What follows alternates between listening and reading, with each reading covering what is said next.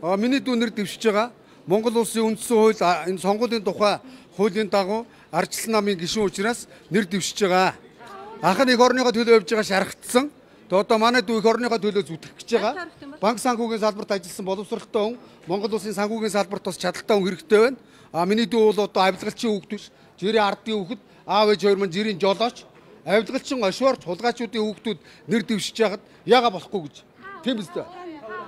Намайг дэвшүүлсэнгүй. Энэ Монгол ардын намайг дэвшгэрхийн ял өгөө хаацсан, шоронд оруулсан, хэлмэгдсэн, ард түмнийхөө би төлөө би хүчтэй дуу хоолойгоо илэрхийлээд явсан. Тэгээ харамсалтай нь одоо 24 онд намайг дэвшүүлсэнгүй. Тэгээ одоо ахын шаргагдсан учраас миний дүү дэвшгээр хүсэлтэд илэрхийлсэн. Тэгвэл өөрийнхөө хүсэл зоригоор ах нь ард түмэнтэйгээ арданд үлдэнэ. Би бол ард түмэнтэйгээ дуу хоолой болоод ард нь явна. Альч нам одоо засгалсан бай ард түмэнтэйгээ би үлдэнэ. Тий. Хэлбэгтэй шалгуулсан. Дээдлийнхэн захирал энэ ардын намын нэг авилгалчны хүүхэд яагаад ч манай дүүд намайг шоронд байхад ардаас ял өгөх гэж үзсэн. Дээд чүүгээр цагаатсан. Гэхдээ давх шүтгээр хэрэгэнд буссан дүтгэлцсэн. Тийм бай. Тэр хэн билээ ардын намын гамби хүүхэд дээдлийнхэн захирал байсан. Манай дүү доор мөрөөрөө явж байгаад баг мэрэгчлээ хийж ирсэн. Хэлбэгдсэн.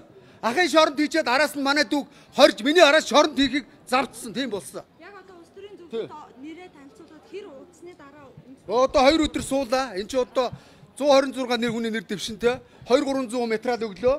Тэр бүгдээс одоо чадлаараа одоо ядартлаа 2 шин суудаад баг 3 өдөр сүүлийн 7 хоног. Тийм биз? За өөр юу вэ? Хулгайсны хүүхдүүд нэр дэвшиж байгаа, ардын хүүхд нэр дэвшин болж гин үү? За юм байна. За